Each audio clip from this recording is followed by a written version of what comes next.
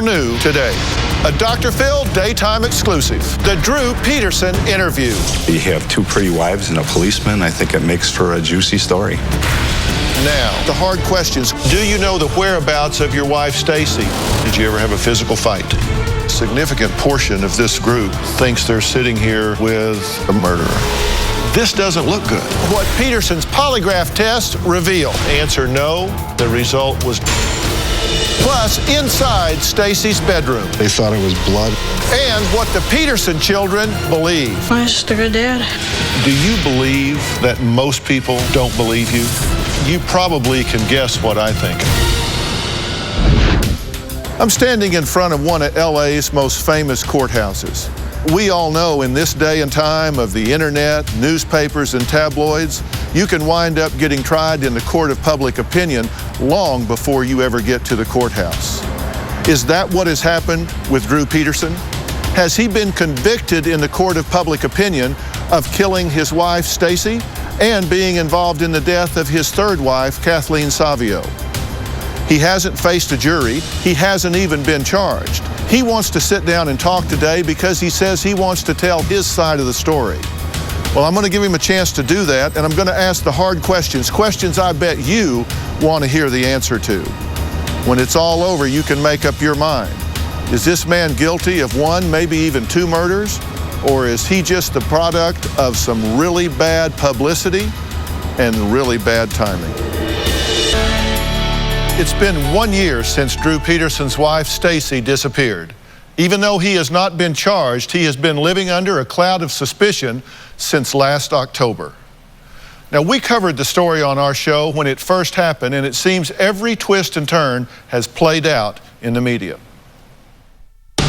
Still no sign of a police officer's wife. Stacy is Peterson's fourth wife and mother to their two small children, ages 4 and 2. Peterson's sister filed a missing persons report. She feared for her life and she wanted a divorce. Cale says Stacy planned to meet with the divorce attorney as early as Monday. Peterson's husband, Drew, says she left on her own. I don't believe that. She wouldn't leave the kids. I guess I'm a big story, but it's really a waste of all your time. Lisa, you say you think he has the profile of a killer. His story is preposterous, that she ran off with another man. She didn't take her car. She didn't come back and talk to her kids. She's never called her family. I mean, that's just insulting to all of our intelligence. The Will County State's Attorney's Office has ordered the body of third wife, Kathleen Savio, exhumed. Savio's family believes she was murdered. She told them she feared Drew Peterson would kill her. When I heard Kathleen was dead, I said to my husband, he did it. Drew did it. One of Drew Peterson's relatives told authorities he helped the former cop move a large barrel. The same weekend, Stacy disappeared. In May, Peterson took a lie detector test. I answered the questions truthfully. I would say that right now, Drew Peterson has gone from a person of interest to clearly being a suspect. Well, Drew wants people to know what his life has been like during this past year. Last year, my life has been really turned upside down. I went from having a wife and a happy family to being a single father, and I had media camped out in front of my house from 3 o'clock in the morning till midnight. No, stay off my property. Stay off my property. That's pretty much hindered everything I do. Well, Drew says he can't go anywhere without being recognized, pointed at, or talked about. He says his reaction to all the attention depends on what kind of mood or moment he is in. Drew Peterson is arrogant and a liar. I think Drew Peterson is guilty of murdering both his third and fourth wives. When people look at me and said, you know, you did this to your wives, I just look at them and laugh and say, thank you, you know, go screw yourself. I normally have a smart-ass remark for people like that. Well, here's a man who's been criticized for not looking for his missing wife and acting smug in front of the cameras.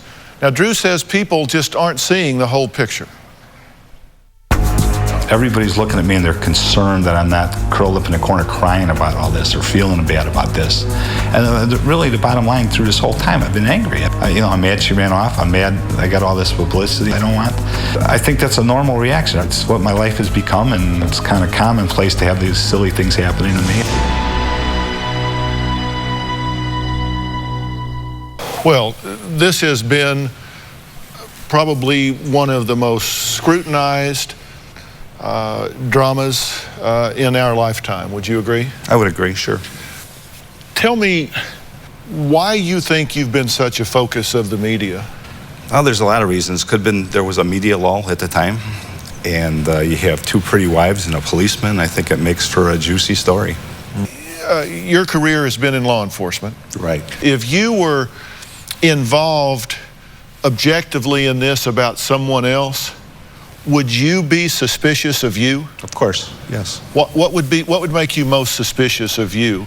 Well, normally the spouse is always looked at the one that was responsible for it, and there was circumstances surrounding these things that people would tend to think that gave me some sort of motive.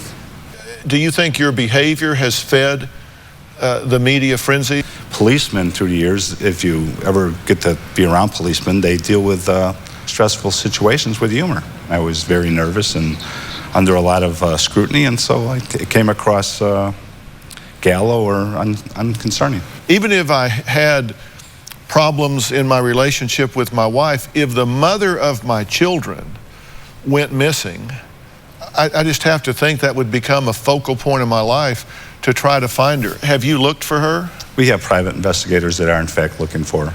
But again, we have very limited resources to do that search. Yeah. As you sit here today, what do you think happened here? Stacy? I think Stacy ran off with somebody else. I think she got tired of the life she was living. It was a little bit overwhelming for her. She had 4 kids. She was 23 years old, and it was, she just had a situation where her sister died a terrible death of cancer, and I think a combination of all those things was too much for her, and she ran off. Did you have any theory about who she would have run off with? No. At the time, you weren't aware of her having an affair, or? Not when she ran off, no. Later we found out she was seeing a few people. Those few people, are any of them missing? Not to my knowledge. That's something that the Illinois State Police is keeping pretty tight to the vest. So, but there's a good chance she didn't run off with those people that you would be looking to, that you found out about later, if they're still around. I mean, I have no personal knowledge of that, no. Yeah. Does it defy logic that a mother of 4 without a tremendous amount of resources could just walk away from her own children and then just disappear, leaving no track, no trace, no electronic trail, no car trail, no money trail, no any kind of trail that would lead to her being found? Yes, it does, very much so. It's something that defies logic in my mind, and I can see it defying logic in everybody else's mind. Yeah.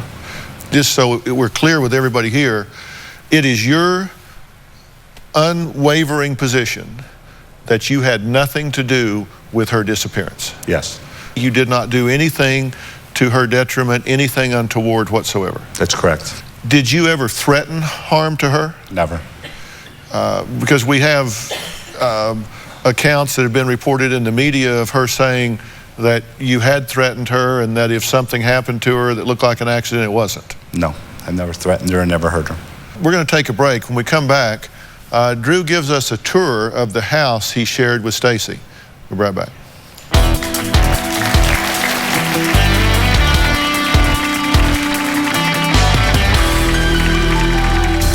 I've been highly criticized for not doing more to look for her, in the fact that I'm not out there wading around in rivers, or I'm not shaking bushes, or looking up in trees. Why am I going to be out shaking trees when I know she's not there? It's kind of a waste of time. But if it makes people feel better, have at it. I applaud their efforts.